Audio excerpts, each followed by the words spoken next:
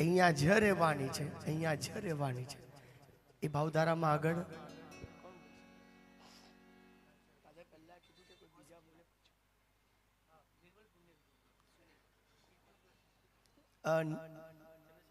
ચંદ્રશેખર મહારાજ સાહેબના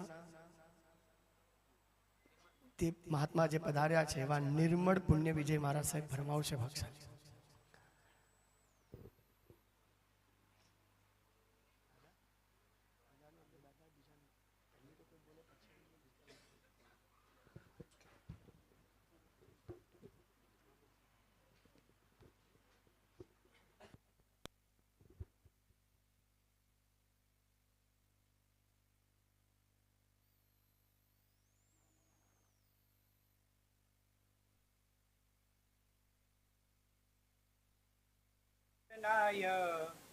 नमोस्तु तस्मै तव शासनाय नमोस्तु तस्मै जिन शासनाय हंसामहि मंडल मंडनाय यत्रापि तत्रापि गता भवन्ति हानिस्तु तेषां हि सरोवराणां येषां मरालय सह विप्रयोग. कोई एक जग्या पर સરસ મજાનું સરોવર, અને સરોવર પાસે રાજહંસો ઘણા બધા, અને રાજહંસ એ સરોવરની શોભા હતી. એમનું એ સરોવરની અંદર અલગ અલગ સ્ટાઇલથી તરવું, એ જ સરોવરના આકાશની અંદર ઉડવું, એ જ સરોવરની નજદીકની ભૂમિની અંદર ચાલવું, એ બધું એ સરોવરની શોભા હતી. લોકો દૂર દૂરથી એ સરોવરની આ હંસે વધારેલી શોભાને જોવા આવતા હતા. અને ઘટના એવી થઈ કોઈ કે કોઈ પણ કારણસર એ હંસો ત્યાંથી જતા રહ્યા, એ મધુર કિલકિલાટ બંધ થઈ ગયો, એ ઉડવાનું, એ ચાલવાનું, એ તરવાનું બધું બંધ થઈ ગયું, અને હંસો જતા રહ્યા બીજે, સરોવરની શોભા સમાપ્ત. હંસ જ્યાં ગયા, એક કવિ આ સરસ મજાના શ્લોકની અંદર કલ્પના કરી છે કે હંસ જ્યાં ગયા ત્યાં શોભા છે, હંસ જ્યાં જાય ત્યાં શોભા. રામ જ્યાં જાય ત્યાં અયોધ્યા, હંસ જ્યાં જાય ત્યાં શોભા, રામ જ્યાં જાય ત્યાં અયોધ્યા. બસ પરમ પૂજ્ય ગચ્છાધિપતિ આચાર્યદેવ શ્રીમદ વિજય હેમપ્રભ સુરીશ્વરજી મહારાજ સાહેબ એટલે આવા જ એક હંસ. એ હંસ એ જ્યાં ગયા ત્યાં શોભા, એ રામ હતા એ જ્યાં ગયા ત્યાં અયોધ્યા. હાનિસ્તુ તેષામ હિ સરોવરાણામ. હાનિ તો કોને થઈ, નુકસાન કોને થયું? આપણા જેવા બધાઓને, કે જેમના વચ્ચેથી એ પાર્થિવ દેવે અત્યારે અહીંથી જતા રહ્યા. હાનિ આપણને થઈ છે, પરંતુ એટલું પુણ્ય આપણું વિદ્યમાન છે કે આજે પણ પરમ પૂજ્ય ગચ્છાધિપતિ શ્રી એ ગુણોની સુવાસથી આજે પણ મગમગે છે. એ નવસારીના એ વાતાવરણની અંદર, એ હવાની અંદર એ ગુણોની સુવાસ એ મગમગે છે. અને આજે આપણે શેના માટે ઉપસ્થિત થયા બધા? ગુણાનુવાદ. રેક્ટિફાઈ કરું છું, ગુણાનુવાદ નહીં, ગુણાનું સ્મરણ પણ નહીં, ગુણાનુકરણ માટે. માત્ર ગુણાનુવાદ સાંભળીને અટકી નથી જવું, ગુણાનું સ્મરણ કરીને પણ અટકી નથી જવું, એ ગુણાનુકરણ કરવું છે. એમના ગુણો જે હતા એ આંશિક રૂપે પણ એમની જેટલી યથાશક્તિ યોગ્યતા તો આપણી અંદર હોય કે ના પણ હોય, પણ આંશિક યોગ્યતા તો બધાની અંદર રહે. એટલે ગુણાનુકરણ આપણે કરવું છે, એ ખાસ ધ્યાનમાં રાખીએ. અને સાહેબનો એક એવો મસ્ત વિશિષ્ટ ગુણ હતો ને જે બધા લાવી શકીએ. સાહેબે પોતાના જીવનમાં એક નિયમ કર્યો હતો, ખબર છે તમને બધાને? બહુ વિશિષ્ટ નિયમ, તમે બધા આરામથી કરી શકો એવો નિયમ, અને બહુ મજાનો નિયમ. સાહેબે પોતાના જીવનની અંદર એવો નિયમ કર્યો હતો કે આખી જિંદગીમાં મારે ક્યારે પણ દીક્ષા લેવી નહીં. ખબર છે તમને? લઈ શકો ને તમે આ બધા નિયમ? આવો નિયમ લીધો હતો, મારે આખી જિંદગીમાં ક્યારે પણ દીક્ષા લેવી નહીં. આ નિયમ તમે પણ લઈ શકો, ખરેખર લઈ શકો. પણ જો તમારી અંદર આ બીજી યોગ્યતા હોય તો, જે સાહેબજીમાં હતી, એ સાહેબજીની વિશિષ્ટ કોટીની યોગ્યતા હતી, એ હતી સહજતા. માત્ર એક જ દીક્ષા જોઈને પોતાના સંસારી સંબંધી, હું કદાચ ભૂલતો ન હોતો એમના સંસારી પક્ષે બેન, એમની દીક્ષા, એક માત્ર દીક્ષા જોઈ અને જે જ્વલંત વૈરાગ્ય, જે ઝળહળતો વૈરાગ્ય એમના જીવનની અંદર જોવા મળે, આપણને લાગે કે ખરેખર આ સહજ વૈરાગ્ય હતો. ભૂતકાળના ભવોની અંદર જબરદસ્ત આરાધના કરીને આવેલો આત્મા હોય ત્યારે જ આવી સહજતાપૂર્વકનો વૈરાગ્ય પેદા થઈ શકે. આવો સહજતા નામનો ગુણ હતો ને, એટલા માટે એમણે આ નિયમ કર્યો ને, તો તો પોતાના નિયમને પણ નેવે મૂકી દીધો અને દીક્ષા જીવનનો સ્વીકાર કર્યો. આપણે સાહેબ જેવા સહજ બની શકીએ ખરા? આપણે કેટલી દીક્ષા જોઈ નવસારીની અંદર? કેટલી દીક્ષા જોઈ? એક જોઈ, એક ડઝન જોઈ કે 108 મણકા પૂરી થાય એટલી જોઈ? કેટલી જોઈ? પણ છતાં પણ આપણે કયા ગ્લુ કે કયા એડહેસિવથી ચોટેલા છીએ પોલિટિશિયનની જેમ કે ખુરશી છોડવાની તો વાત નહીં પણ હલવાની પણ વાત નહીં. અને સાહેબ માત્ર એક દીક્ષાથી, આ જ્યારે કમ્પેરિઝન કરીએ ને કે એક દીક્ષા માત્ર અને એમાં આટલું જબરદસ્ત વૈરાગ્ય, આ સહજતા સિવાય પોસિબલ જ નથી. આવી સહજતા આપણા જીવનમાં આવે? સંસાર આખો છોડી ના શકીએ આટલી દીક્ષા જોઈને? કમસે કમ એક મોબાઈલ તો છોડીએ, આટલું તો લાવી શકે. આટલા તો સહજ આપણે બનીએ. સાહેબના જીવનની અંદર આ સૌથી વિશિષ્ટ કોટીનો ગુણ હતો સહજતા. બીજા નંબરની અંદર સાહેબના વિશિષ્ટ ગુણની અંદર સરળતા. એમની સહજતાની પેદાઈશ હતી એમની સરળતા. એકદમ સરળ સાહેબજીનું જીવન. હું એટલો બધો તો પુણ્યશાળી નથી કે સાહેબની નિશ્રાની અંદર બહુ બધો સમય શેષકાળ કે બીજા ક્યાંક પણ રહેવાનો ચાન્સ મળ્યો હોય, પણ થોડોક પુણ્યનો ઉદય હશે. મને હજી પણ યાદ આવે છે, લગભગ મારું 2 વર્ષ 2.5 વર્ષનો દીક્ષા પર્યાય હતો અને અમારું ચોમાસું અમારા ગુરુ મહારાજ આચાર્ય મેઘદર્શન સુરેશ્વરજી મહારાજ સાહેબ સાથે કતાર ગામની અંદર નક્કી થયું હતું. અને કતાર ગામની અંદર જ સાહેબજીથી આખો ભાવિત સંઘ અને ત્યાં સિમંદર સ્વામીની પ્રતિષ્ઠા, અંજન શલાકા, દીક્ષા આદિ ફંક્શનો હતા.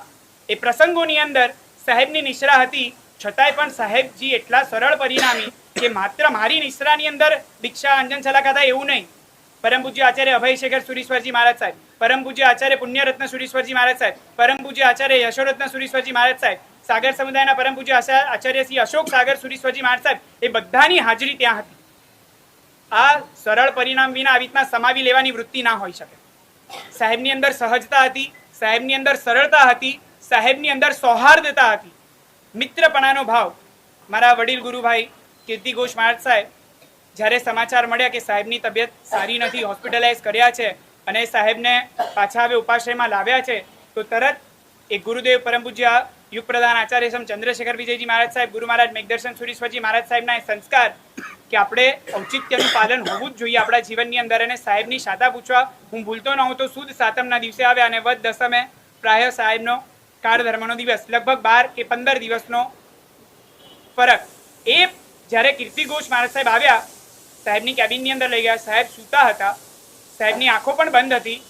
જે સેવામાં મહાત્મા હતા એમણે સાહેબને કહ્યું, સાહેબ ચંદ્રશેખર મહારાજ સાહેબના તપોવનથી મહાત્મા ખાસ આપની શાતા પૂછવા આવ્યા છે.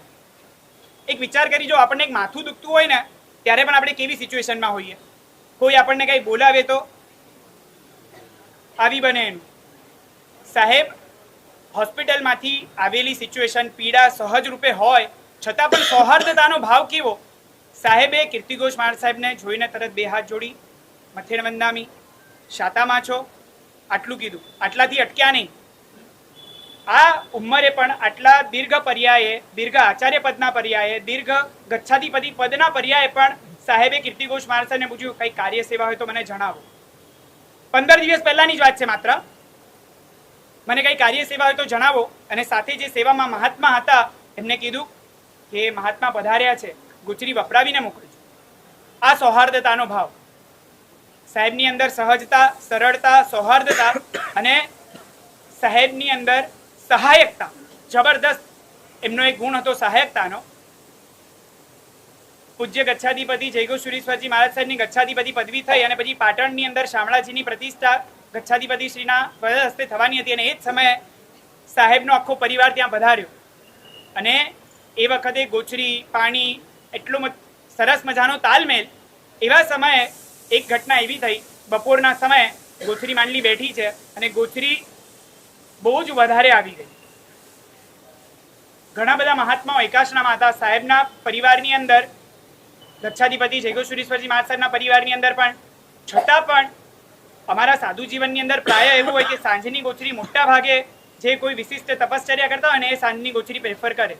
યા તો શારીરિક રીતે વીક હોય ને, શરીર ન સમર્થ હોય એવા સમયે પ્રેફર કરે કે સાંજની ગોચરી વાપરવી.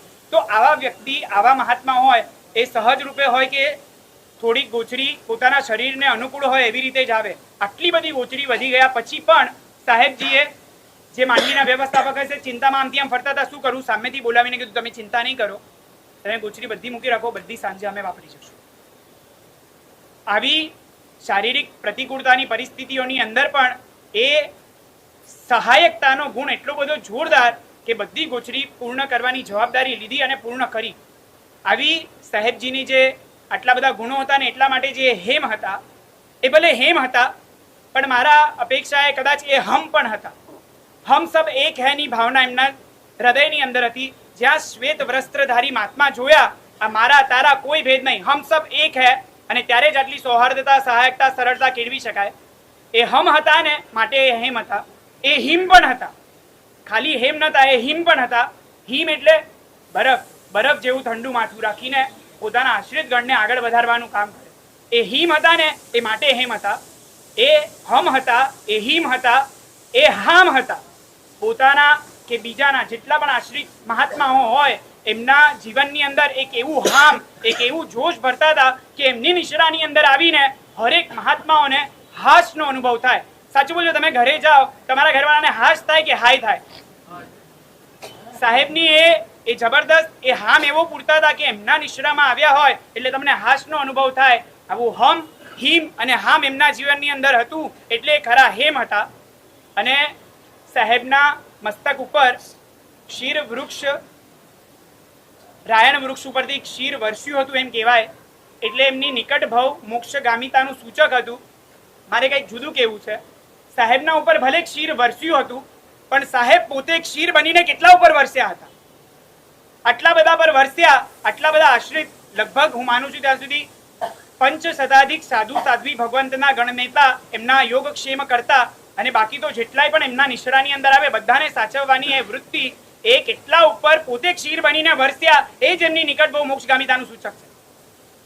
અને ભારતભરની અંદર નવસારી પ્રસિદ્ધ છે.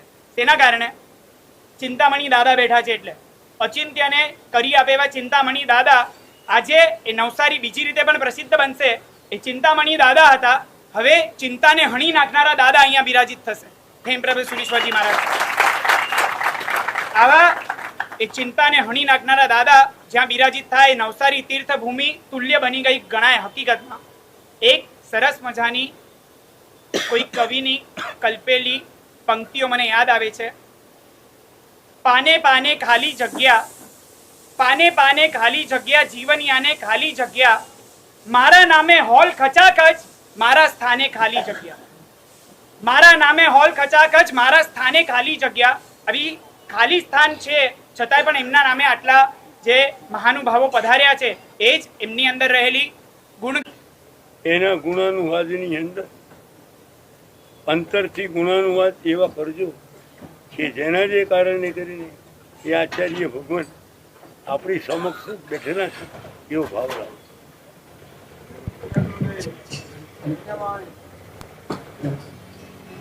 Thank you.